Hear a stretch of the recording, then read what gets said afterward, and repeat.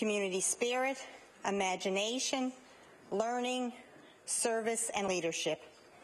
We were very happy to join the member for Eastern Shore, the Speaker of this House, as he received the Inspire Award for Public Service.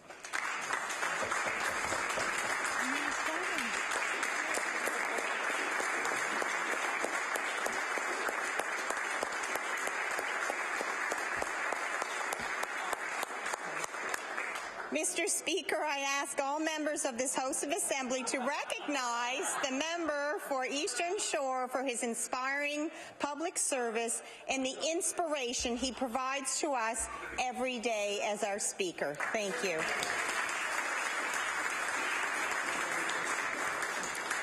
Take all the time you need. Thank you very much. We'll now move on to oral questions put by members to ministers. The Leader of the Official Opposition. Thank you, Mr. Speaker, and congratulations. My question is to the Premier. Whatever strategy the Premier was trying to resolve his dispute with teachers is in shambles today, Mr. Speaker. Now even a simple meeting about how to improve classroom conditions has fallen apart. He said no to conciliation, Mr. Speaker. He said no to mediation. Well, the off-ramps on the road to avoiding a strike are getting fewer and fewer. In light of the latest development, Mr. Speaker, I would like to ask the Premier, will he now agree to mediation to end this impasse without a strike? The Honourable Premier. Thank you, Mr. Speaker. Again, I want to thank the Honourable for the question. The meeting is ongoing as we sit here, Mr. Speaker, as we speak in this House, continuing to look towards ways that we can continue to reduce the requirements that we're asking of teachers across the province. And when it comes to data collections and outcomes, we'll continue to do so. We're looking forward to continuing to reach out to teachers. It's my hope that Teachers Union will join at the next meeting as we go forward. They're an important partner for us, and we want, along with them, to make sure that teachers are standing in front of our students, and we want the same thing as they want, which is continue to improve the classroom environment. The Honourable Leader of the Official Opposition. Well, Mr. Speaker, the Premier clearly isn't listening because none of that is working, and that's the problem, Mr. Speaker. That's why parents and students want to see this worked out without a strike. A mediator would have been an obvious way to get there with no downside, Mr. Speaker. A mediator, by the way, is exactly what the Premier used to point to in these situations when he was in opposition. And I will quote from a statement by the Premier about a bus strike just a few years ago when he said he wondered why the Premier of that time, hadn't offered the services of the Department of Labour to try to resolve the dispute. Well, all Nova Scotians are wondering today, Mr. Speaker, if a mediator was good enough for a bus strike, why is it not good enough to resolve a classroom strike? The Honourable Premier. Mr. Speaker, I want to thank the Honourable Member for the question. It's a very good question, Mr. Speaker. We said we'd go to mediation, but we also said that the fiscal envelope is what it is. If teachers be able to bring savings that they want to be able, we would be able to share those savings back. Mr. Speaker, we've set a wage pattern across the entire public sector. It's part of what all of us are going to have to do to be part of making sure this province gets back to fiscal health so we can invest the very things that Nova Scotians are asking us to invest in: healthcare, education, looking after vulnerable citizens, Mr. Speaker. We believe we have a fair package on the table. It's been agreed to by two different executives of the Nova Scotia Teachers Union, Mr. Speaker, and we're continuing to move forward. The Honourable Leader of the Official Opposition on his final supplementary. Mr. Speaker, the Premier is happy to say all of those things here in this House. He's happy to say all of those things out in front of the TV cameras, Mr. Speaker, where it looks tough. But he's afraid to actually go and make those exact same points to the teachers' union itself at a bargaining table, Mr. Speaker. Now, what is wrong with sitting down at a bargaining table with the help of an outside mediator to work out his dispute, Mr. Speaker? There's been enough posturing for the cameras. Parents and students, they want to see the Premier work it out with teachers. So we'll ask him, if he believes what he is saying, why is he afraid to make those points at a bargaining table? The Honourable Premier. Mr. Speaker, we made those points at the bargaining table on two separate occasions. Mr. Speaker, we had two agreements agreed to by two different executives of the Nova Scotia Teachers Union. We're prepared to go back and have the conversation about it, Mr. Speaker, but the parameters around the fiscal envelope are there. They have savings that they can bring forward. That's a positive thing. The other positive thing, Mr. Speaker, the Leader of the Conservative Party has finally showed some interest in public education. The Honourable Leader in the House for the New Democratic Party. Thank you. My question is to the Premier also. Mr. Speaker, yesterday we heard from Nova Scotia Teachers Union that they have lost faith that this government is willing to form a partnership based on mutual respect. This government has disrespected teachers. They have disrespected teachers by trying to use Bill 148 to legislate a contract. Mr. Speaker, will the Premier admit it is time to sit down with the Nova Scotia Teachers Union? The Honourable Premier. Mr. Speaker, I want to thank the Honourable Member for the question again. Mr. Speaker, I want to thank the Honourable Member for the question. Maybe, Mr. Speaker, the muzzle will be taken off the member for Pictou East, and he'll get a question today, and I'll be happy to answer it, Mr. Speaker. Mr. Speaker, but I do want to show respect to the honourable member who's asked me the question to be able to respond to the question that's been asked. Order, please. The Honourable Premier has the floor. Speaker, I want to thank the honourable member for the question. Mr. Speaker, if teachers across this province, I've said time and time again, and the profession that has the greatest impact in our province, will have it for decades, Mr. Speaker. We all know teachers who inspired us during our own journeys. I said over and over again, I respect the teachers that are standing in front of our, Mr. Speaker, we've developed and we agreed to two different agreements with two different executives of the Nova Scotia Teachers Union. We're going to continue to make those investments in classrooms. We've heard from teachers that they wanted other investments made. We're now listening. We're now working with them to make sure that we continue to make those investments that will improve the classrooms across this province. The Honourable Leader in the House for the New Democratic Party. Mr. Speaker, this government has disrespected teachers by not listening. The teachers have been loud and clear. They want to be at the bargaining table, and they have asked for conciliation. This government said no. They have asked for mediation. This government has said no. Teachers need this government to be a strong partner. Instead, this government is refusing to even show up at the bargaining table. Mr. Speaker, will the Premier explain to Nova Scotians why is he sitting out of the collective bargaining process? The Honourable Premier. Mr. Speaker, again, I want to thank the honourable member for the question and remind him that we had two separate agreements with two different executives of Nova Scotia teachers, all of which were done at the bargaining table. I also want to tell the honourable member we're prepared to have the conversation, go back to talk about it, but the fiscal envelope is what it is. What I've said to the teachers union, if they can find savings to bring back, we're more than prepared to share those savings back with their members. This collective agreement, Mr. Speaker, and wage pattern is across the entire public sector. Except in classrooms, Mr. Speaker, we made a $65 million investment. We want to continue to make investments in classrooms.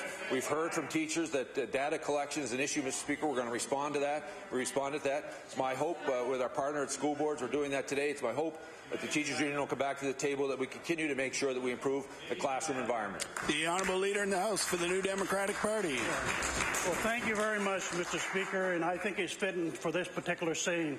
If you're not at the table, perhaps you're on the menu. Mr. Speaker, just this week this government disrespected teachers by making an announcement without even inviting the Nova Scotia Teachers Union.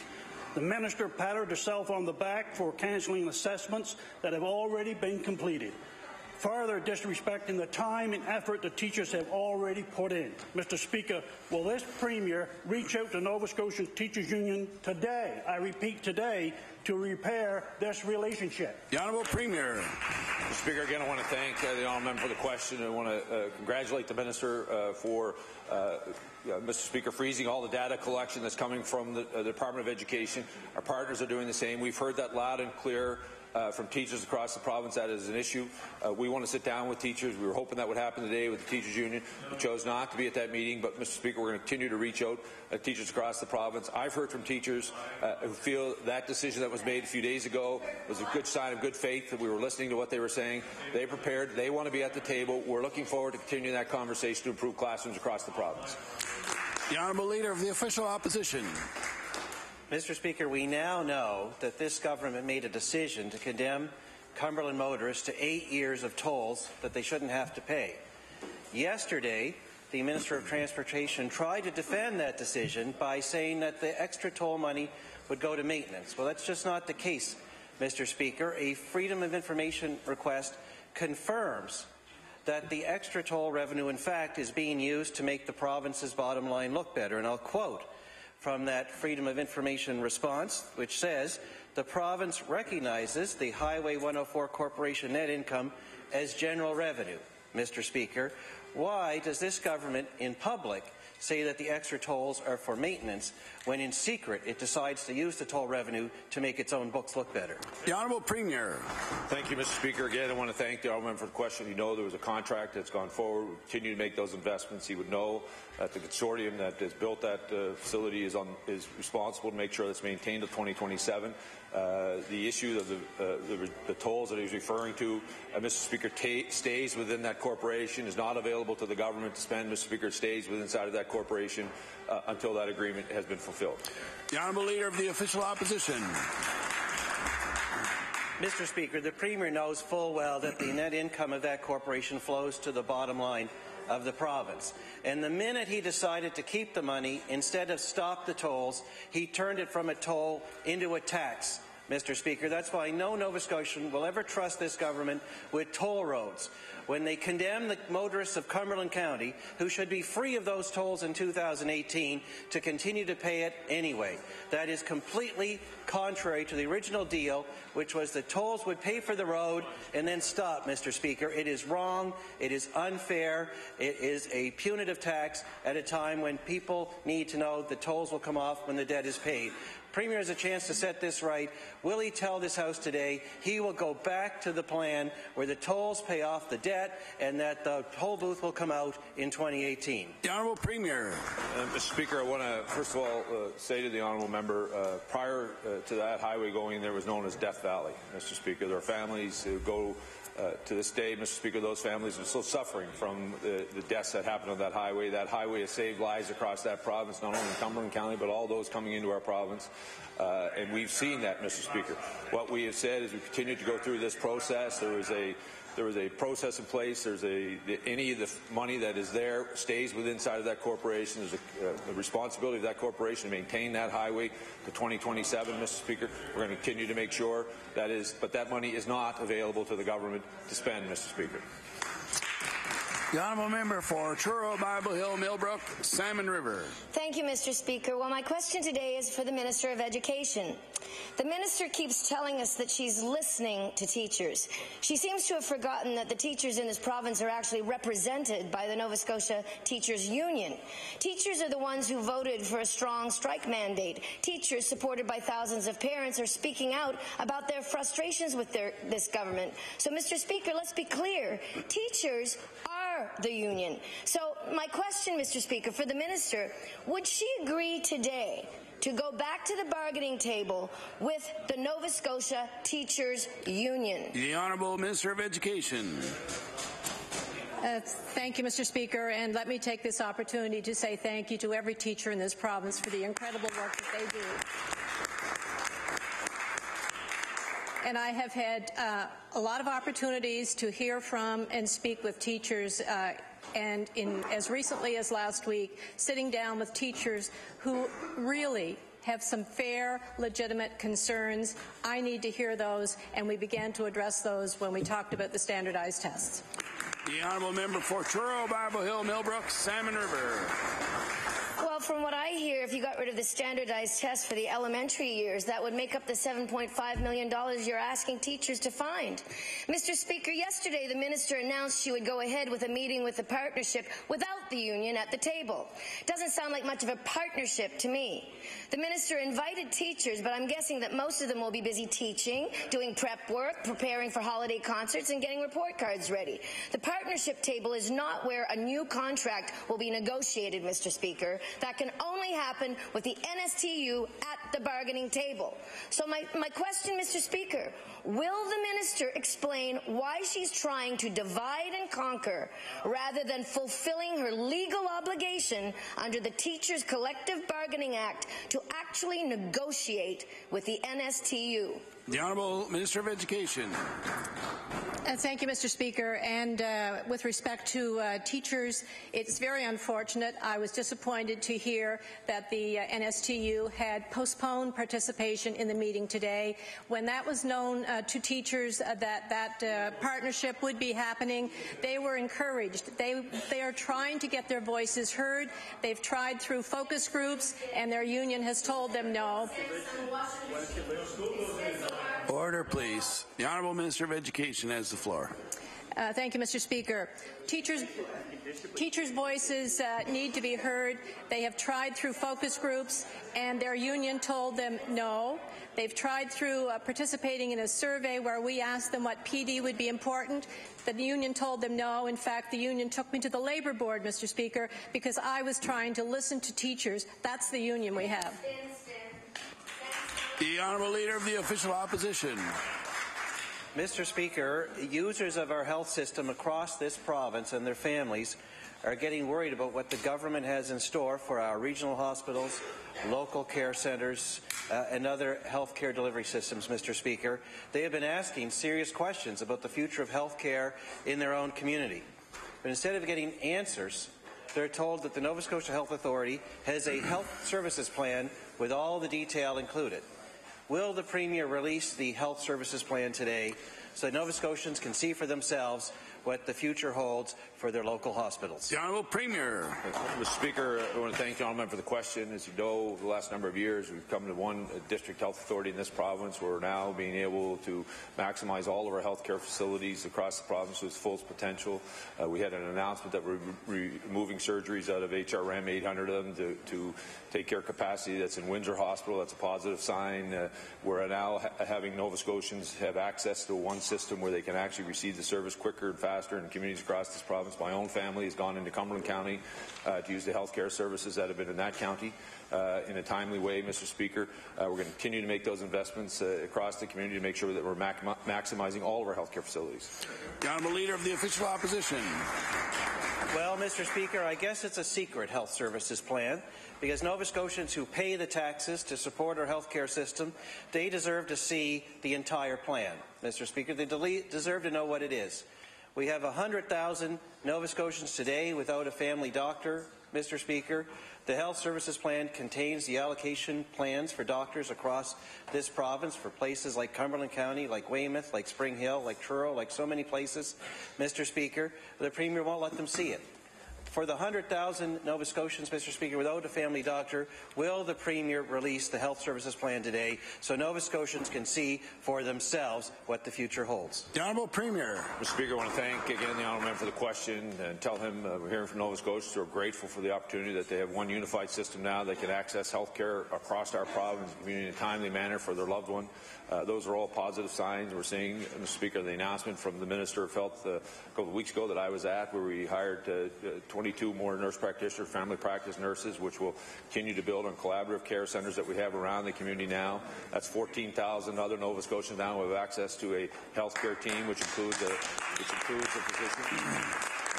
But, Mr. Speaker, we know there's more work to do. We're continuing to work to make sure we recruit more healthcare providers and making sure that we're maximizing those healthcare providers' skills to the fullest potential. We believe nurse practitioners have a major role to play, as well as family practice nurses and team with our physician. I would also add, Mr. Speaker, in some communities we'll want to put a social worker as part of that collaborative team to look at the social determinants of health. We'll look at those in case by case with communities across this province. The Honourable House Leader for the Official Opposition. Thank you very much, Mr. Speaker. Yesterday in question period, the Minister of Health said that in the handful of hours after the U.S. election that American doctors were inquiring about moving to Nova Scotia. Now, his statement, Mr. Speaker, represented hope for the hundreds of people in Nova Scotia that don't have doctors, the thousands, the hundreds of thousands by the sound of it. We later learned that the minister's story, well, it wasn't quite true. Why would the minister give false hope to all those Nova Scotians who don't have a family doctor? The Honourable Minister of Health. Thank you very much, Mr. Speaker. We know that last summer what started as I guess an opportunity for Americans looking at their election and the prospects of who may get elected, which has been realized.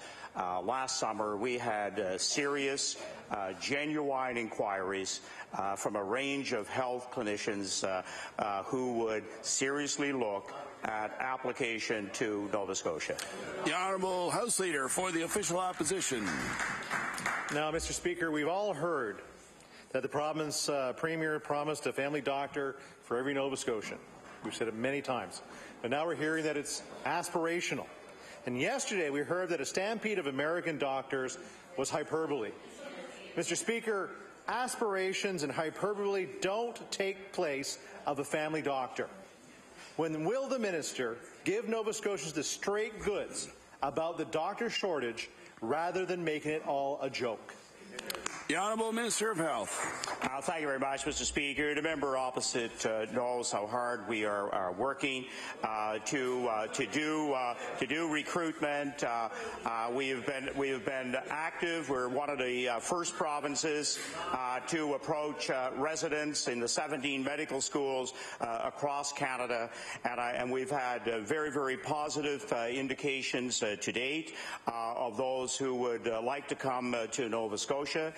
We also know that there will be opportunities beyond our own 17 medical schools to fill the ranks. We know that even with the announcement of nurse practitioners and with family practice nurses, that about 14,000 more patients will have primary care in this province. The Honourable House Leader for the New Democratic Party. Thank you. Mr. Speaker, my question is for the Minister of Labour and Advanced Education.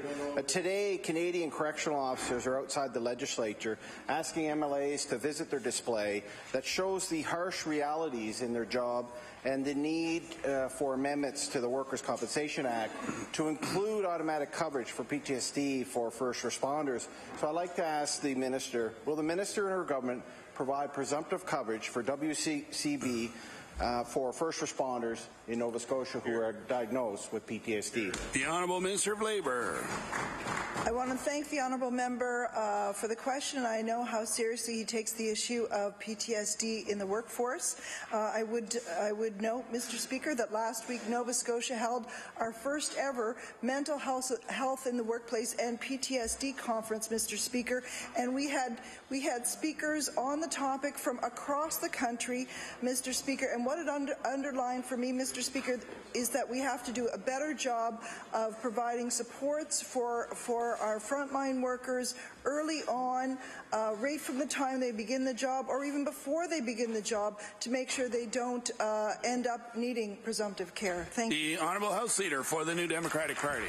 What we need, Mr. Speaker, is this government to follow other jurisdictions that have done that. I'd like to ask the Premier. The Standing Committee on Public Safety and National Security in Ottawa has recommended presumptive coverage for first responders and if diagnosed with PTSD, Mr. Speaker. In their committee and the recommendations to the federal government, they're asking the federal government to invite the provinces and territories where this is not the case to consider this type of public policy. So I'd like to ask the Premier, is he satisfied that this government is doing enough to support workers suffering from PTSD, and will he introduce this type of public policy in Nova Scotia? The Honourable Premier. Mr. Speaker, I want to thank the Honourable for the question. On my way into the House today, I had an opportunity to meet with correctional officers from across the country who are out there who are obviously raising a very serious issue, Mr. Speaker. The Minister of Labour has just spoken on that in the conference that we brought into the province. It's to look at what mechanisms can we use to ensure that those workers who are going to work in the kind of environment that are suffering from PTSD, that we're providing them the supports as required. I will say to the honourable member, he's raised the issue of what happened with the national government. I will make a commitment to him that I will bring this issue to the table of premiers and the Prime Minister when we meet in the future to put it on the table so that we can have a fulsome discussion across the country around that issue. But I do want to recognize this member has stood in this House many times talking about this in his former profession. I know that he has colleagues who are called upon every day to go out and serve us and reach out to us at the worst, most time, at a most vulnerable time in our lives, and that has an impact on them and their families, and I don't think we want to minimize that. As a matter of fact, we want to do everything we can to support them. The Honourable Member for Sydney River Myra Lewisburg. Thank you very much, Mr. Speaker. Mr. Speaker, my question through you is for the Premier. As I reminded the Minister of TRI last week, the conduct of Genesee Wyoming Railroad Company has caused serious financial strife for residents in Cape Breton. Beyond the issue of permission fees for the utility fees, people are feeling the burn due to another problem. In a written agreement by Canadian Transport more than 20 years ago, it was said that the people leasing land owned by the railroad would be able to purchase it, and I'll table that, Mr. Speaker. This has still not happened many decades later. So my question for the Premier, does the Premier agree that this is a significant issue for many people on Cape Breton Island? The Honourable Premier. Thank you, Mr. Speaker. Yes, I do. Mr. Speaker, there's no question. I've met with the people who's referring to have to cross that rail line. There's no question they're, as a group, are willing to make a reasonable fee requirement.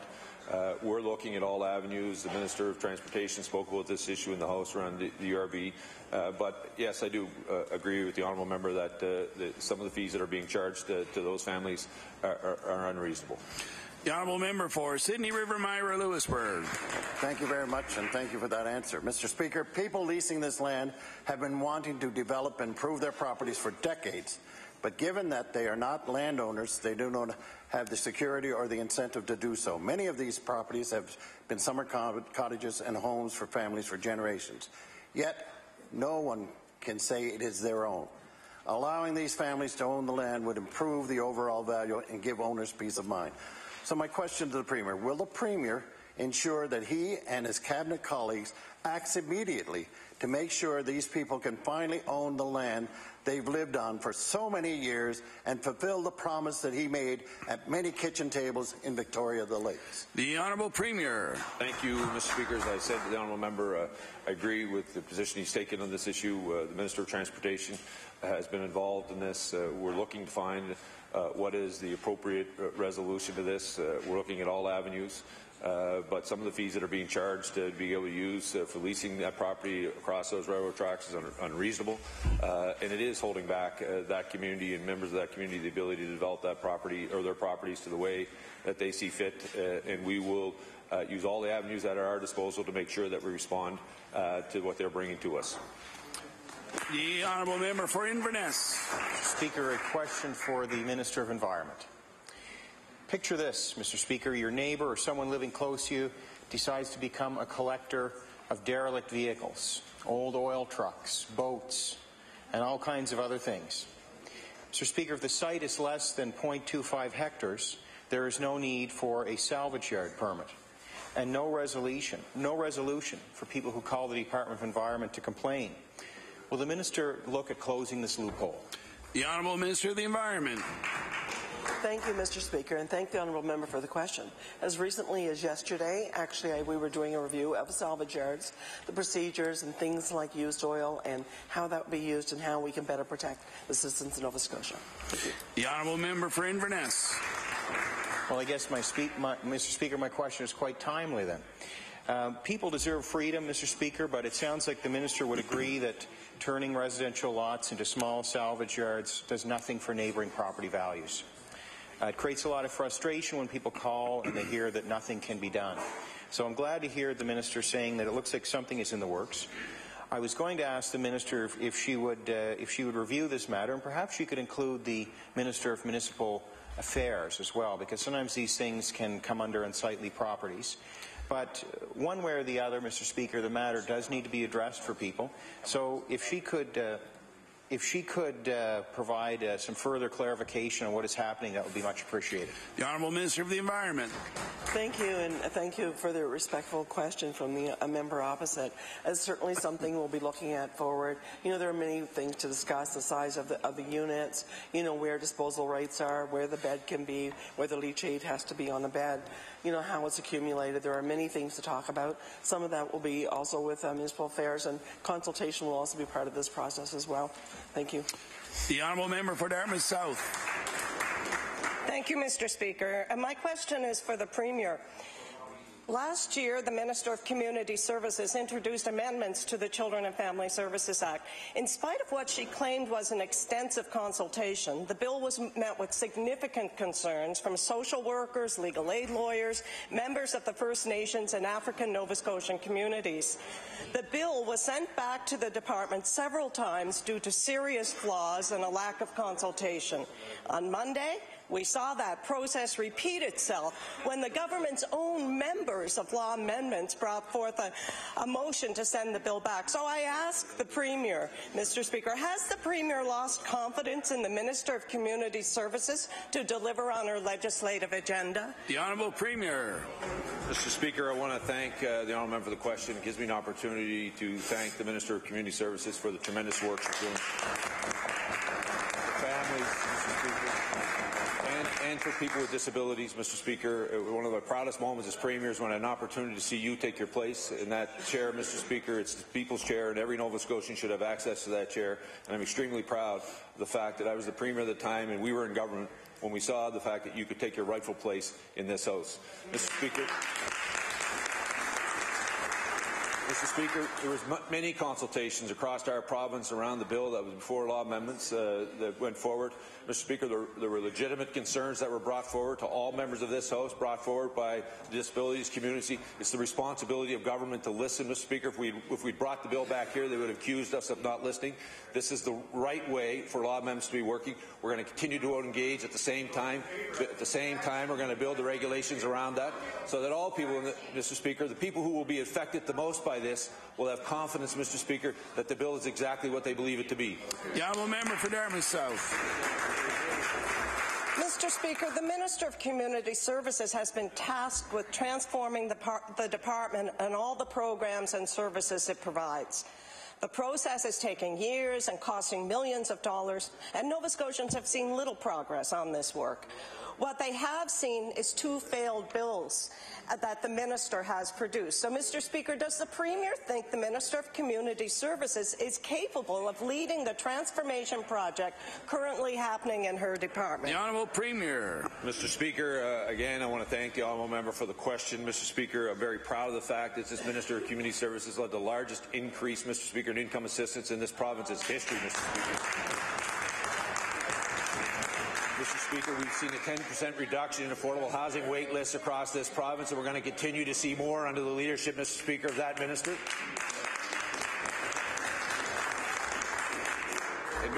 And Mr. Speaker, vulnerable families and vulnerable children in this province have an advocate in this minister, Mr. Speaker, and the legislation that was brought forward protects vulnerable families and vulnerable children in this province. And I'm proud of the fact that I've been able to stand next to this minister when she stood up and defended the people in this province who need to be defended, Mr. Speaker. The honourable member for Colchester, Musquodoboit Valley.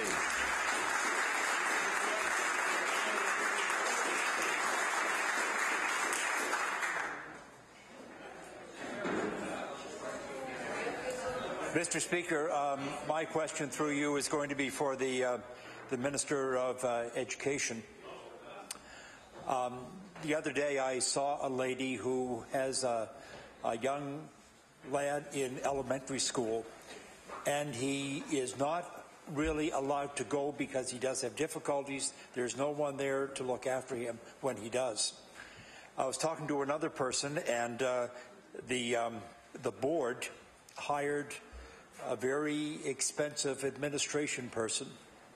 I guess my question is, does the school board have the authority to do whatever once the money is given to them? The Honourable Minister of Education.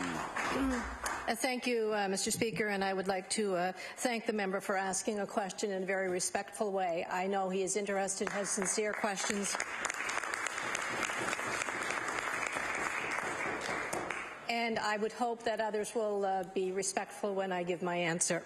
Mr. Speaker, I'm not prepared to talk about an individual situation on the floor of this House. I have spoken to members in the opposition many times if they have a specific concern, and I would be glad to do that with the member. However, I will say that one of the things that we do in our budgeting process is to make sure that we target money to school boards. In the past, some of that money did not go exactly where it should have gone. We have targeted that, so boards are pretty clear on where they have to spend their money. The Honourable Member for Colchester, Musquodoboit Valley. That was going to be my second question. Are there any guidelines given to the school boards when that money is given in light of the frontline needs right now? The Honourable Minister of Education. Thank you, Mr. Speaker. And yes, when the school boards get their profile sheets, there are certainly certain allocations of money that go to specific divisions within the board, whether it is special education, whether it's IB, whatever it is, those are specified, and those funds go to support those programs in those schools. The Honourable Member for Kings North. Mr. Speaker, my question is for the Minister of Justice. Earlier in this session, I introduced a bill to have mental health court available throughout the province. As the Minister knows, it's only available currently in Kentville and the HRM. The minister stated in a media scrum afterwards that by bill was not required, she had the power to install mental health courts as it was. My question for the minister is, when can we expect mental health courts to be available throughout the province of Nova Scotia? The Honourable Minister of Justice. Thank you very much, Mr. Speaker, and I appreciate the member opposite's question, and it is a very important issue and one that affects every community in the province. What I had said was that there are a number of other initiatives as well that will also address this. They don't all have to be the same model as the mental health court in Dartmouth. We have already, really under the leadership of the judiciary, 2 other courts called wellness courts, one in Kentville, as you know, which is addressing mental health, and one as well in Amherst. I think there is one as well in Port Hawkesbury. And so these are our beginning, and they're working well, Mr. Speaker, and so we have a strong faith that there needs to be more support for mental health. The Honourable Member for Kings North.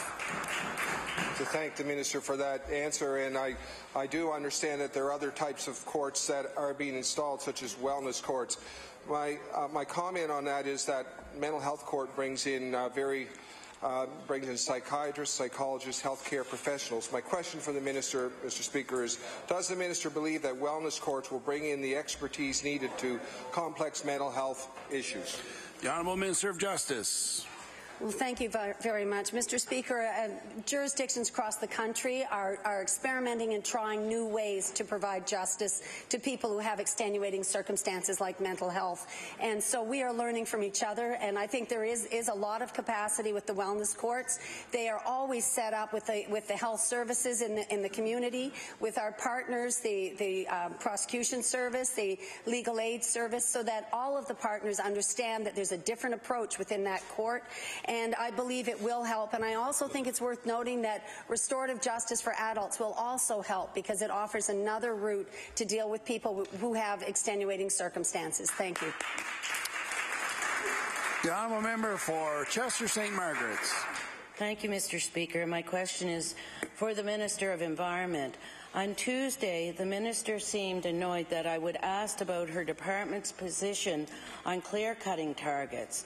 She said, and I quote, "I fail to understand why the member opposite would even bring up what my position is on a DNR topic," end of quote. This, Mr. Speaker, despite the fact that the basis of my question was about one of her own staff members questioning the sustainability of forest harvesting. So my question for the minister is, why does she think it is so unreasonable that I would ask her about this government's lack of action on clear-cutting targets when this clearly affects our environment? The Honourable Minister of the Environment. Thank you, Mr. Speaker. And I thank the honourable member for asking me that question again, because it gives me the opportunity to really highlight the great work that my department's been doing, and to thank all of the members who have been working so hard in the protected areas and moving forward. Anyway, on the issue of the employee that she was discussing, this is totally an HR member. As a member who used to be part of a government, she should have realized that. That's something that will be dealt with on a level if necessary. The Honourable Member for Chester St. Margaret's. Well, Mr. Speaker, it shouldn't be a HR issue, because the gentleman was just saying the fact that the clear-cutting was affecting the environment. Right. So, Mr. Speaker, I think many Nova Scotians would like to see the minister stand up for the environment when necessary. However, this is simply not the case. For example, in the spring sitting, the Nova Scotia Nature Trust tried to amend the Mineral Resources Act to increase protection of land trusts. However, DNR showed no interest, and the Minister of Environment was nowhere to be found. Mr. Speaker, all we hear from this minister is that her department is strictly a regulatory body. So I'd like to ask her, if the Minister of Environment will not stand up for our environment, who will? The Honourable Minister of the Environment. Wow, that's quite a question, Mr. Speaker. I certainly can say that I have been standing up for the environment.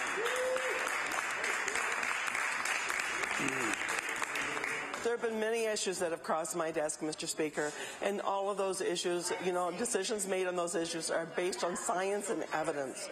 A lot of times people will make decisions or make accusations based on emotion and not science and fact. That is what we need. That's what we want our government to do. Thank you, Mr. Speaker. The Honourable Member for Pictou East.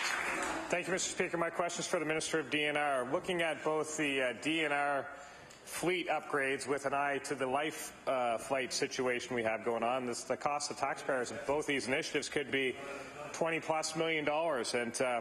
And when you think about the training and the operations of the gear, and we are now hearing that the facilities may not even be able to house the DNR helicopters. At the same time, the Department of Transportation is being vague on the performance requirements for rooftop heli landings. And recent news highlights that no new tender would be issued for the life flight situation. So I'd like to ask the Minister today if he can update the House on the situation with respect to the tenders for the DNR and also the tender situation for the life flight. The Honourable Minister of Natural Resources. Thank you very much, Mr. Speaker, and thank the member for the opportunity to update the House on this important matter. And I can speak for DNR specifically. We recently have issued a purchase arrangement with a supplier for 2 of the 4 helicopters that are going to be coming into our fleet. We are consolidating the models that are there, which saves us money and creates efficiencies on training, on inventory. The nimbleness of that particular vehicle for the uses we have in the relatively small geographic province of Nova Scotia was evidenced by the recent wildfires that we had, and I'm very pleased that the government has shown confidence in replacing this fleet and will see us out in the next 20 years. The Honourable Member for Pictou East. Thank you, Mr. Speaker. And I didn't hear anything about the cost in there. We are hearing the cost could be quite high, and it's a concern. We asked back in May whether the province was looking at all the possible options, and we're still curious about that because now we know that DNR will ultimately have 4 aircrafts that will probably fly about 1,000 hours each, which is very low annual hours for that number of planes. They'll have 4 in a market that could be commercial market would be serviced by 1.5. So we are interested in the cost of this.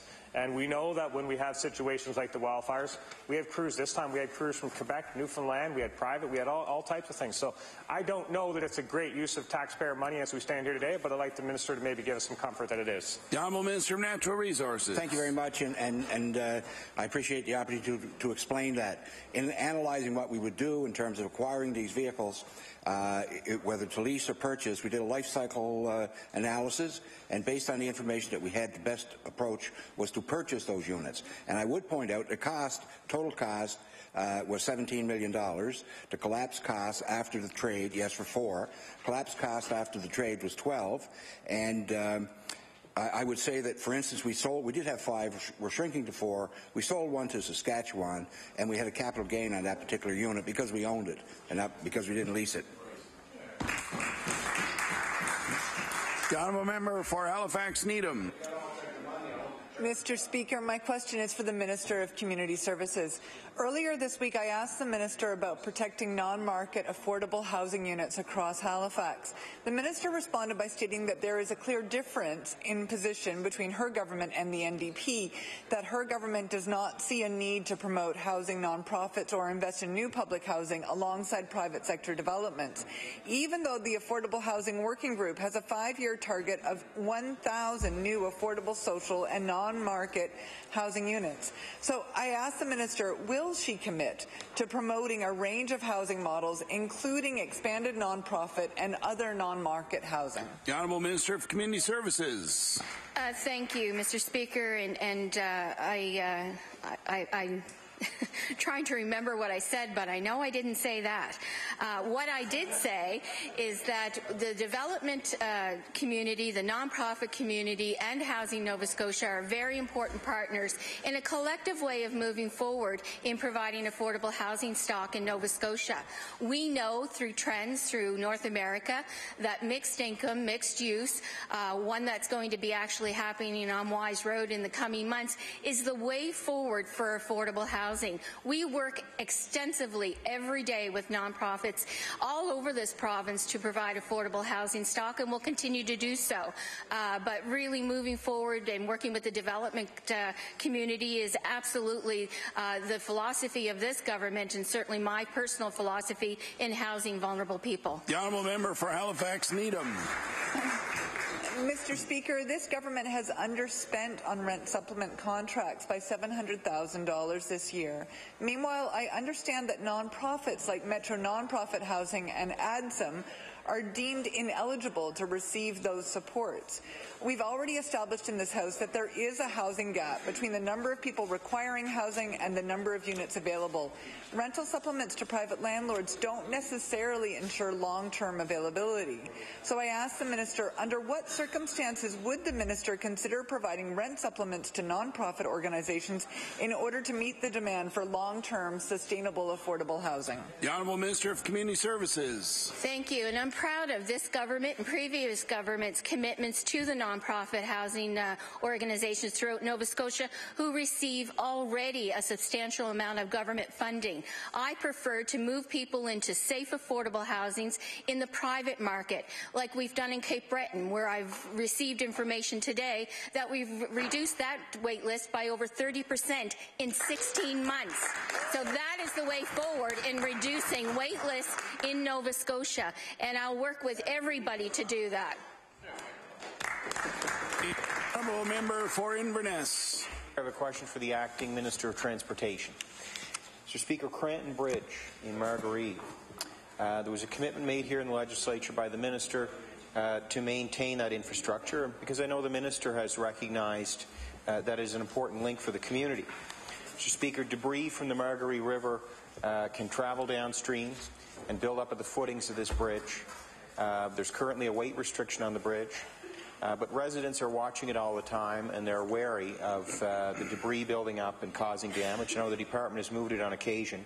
My question for the Minister, will the Minister provide a description in writing of the maintenance that will be completed for the remainder of this year and for the next 5 years? The Honourable Acting Minister for Transportation. Thank you, Mr. Speaker. I've long awaited the day to be Minister of Transportation. I spent the morning in the department with the tender documents, and it's looking like a great year for paving next year based on the amount of time I've had. Hopefully the Minister stays away a little bit longer. I am sure that the Minister and his staff will be more than happy to provide an update on that bridge, and in fact I may have to go back to the office to look at that New Boston Road after QP. The Honourable Member for Inverness. I'd like to thank the Acting Minister for his comments. He seems much more generous, not just like the other Minister, Mr. Speaker, but wouldn't want to do that.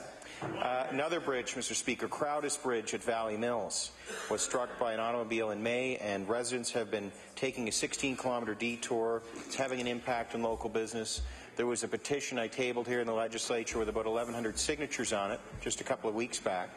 We know that a structural engineer will soon be providing a report, they may have done so already, on how to actually fix that bridge. Will the Minister provide some response in writing, including a timeline of how and when this important connection will be restored for that area? The Honourable Premier. Thank you, Mr. Speaker. I was afraid that the Minister was going to get up again and go on a little bit further and really put the Minister responsible in jeopardy when he gets back here. But I do want to acknowledge what was brought up. The Minister and I actually have spoken about this. I think you'd raised it before in this House. He has a commitment to when when the report comes back that he will begin to be able to move on that bridge in timely fashion. I know now I think it's reduced to one lane, I believe, for safety reason. Completely down, so he knows the commitment. He's been raised in this House, and I will, on behalf of him, make the commitment to you that when that report's back, you will get a full briefing on that report to make sure that we continue to put that piece of infrastructure back in place for the residents of that community. The Honourable Member for Chester St. Margaret's. Mr. Speaker, my question is for the Minister of Business. The federal government has said it plans to introduce legislation legalizing marijuana by the spring of next year. Yet there are many questions about how this will be operationalized in Nova Scotia. The Premier of Ontario has been a vocal advocate of selling marijuana in liquor stores. However, the CEO of the NSLC has said it's unlikely liquor stores will be selling marijuana in this province. So my question to the Minister is, will the NSLC be tasked with selling marijuana in the event of it being legalized, or if not, who will? The Honourable Minister of Business. Thank you, Mr. Speaker, and I appreciate the question from my colleague. This is obviously an ongoing discussion that we're having with our federal colleagues as to the medium of delivery. The province works very close with our federal partners on this very topic, but those questions specific to the actions and decisions of Nova Scotia Liquor Commission would be best directed to the Minister of Finance. The Honourable Member for Chester St. Margaret's. Mr. Speaker, the legalization of marijuana is a major policy shift. Yet with the spring of 2017 just a few short months away, there are many aspects of this change to be considered, including health and safety concerns. For example, Mr. Speaker, I'm sure there are many parents out there wondering about this government's plan to prevent increased underage use. So I ask the Minister, when will this government release its plan to address the legalization of marijuana?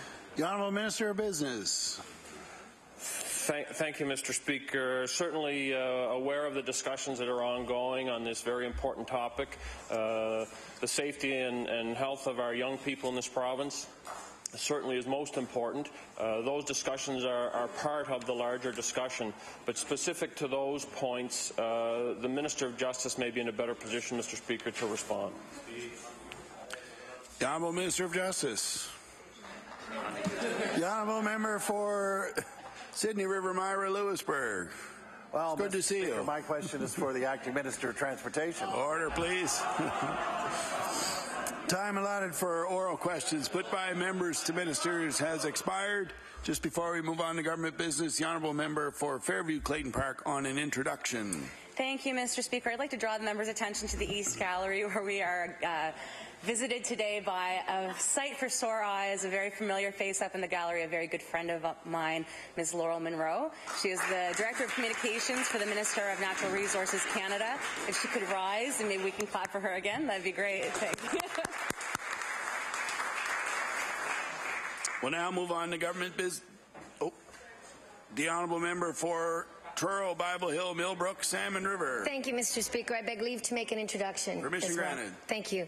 I'd like to address everybody's attention over to the East Gallery as well, where we have several members of the Nova Scotia Teachers Union visiting us today. We have Liette Doucette, the President. We have Harold Doucette, her father.